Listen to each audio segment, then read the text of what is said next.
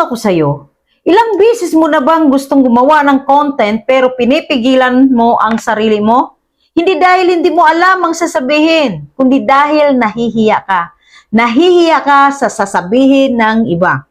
Real talk lang tayo ha, hindi kakulangan sa talino ang dahilan kung bakit hindi umaangat ang maraming tao. Hindi rin kakulangan sa oportunidad, kundi hiya. Maraming matatalino, maraming may alam, maraming may magandang idea, pero kukunti lang ang umaabot sa taas. Bakit? Dahil ang iba hanggang isip lang, hindi umaabot sa gawa.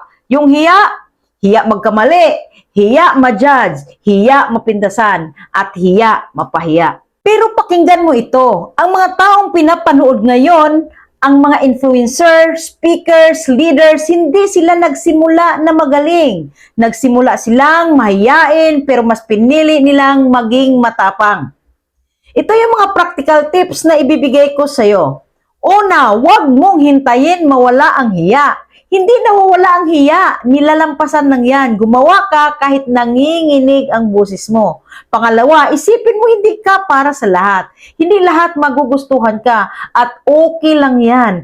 Ang importante, may matutulungan ka. Ang pangatlo, unang content mo hindi pa ma-perfect. Ang goal mo ay progress, hindi perfection. Mas okay ang pangit na content na ginawa kaysa perfect na content na hindi mo naman ginagawa. Kung nagawa ko, syempre kaya mo rin. Hindi ako nagsimula na confident. Hindi rin ako nagsimula na magaling. Pero nagsimula ako kahit may takot. At doon nagsimulang magbago ang buhay ko.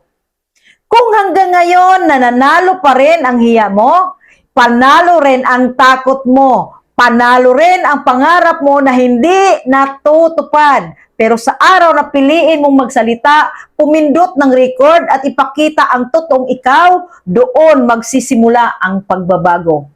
Kung ikaw ito, comment mo, ready na ako. At kung mahiya ka pa rin, okay lang. Basta wag mo nang patagalin. Remember this, hindi kulang sa talino ang pumipigil sa'yo. Hiya lang. At kayang-kaya mo yung talunin. Ikaw pa ba?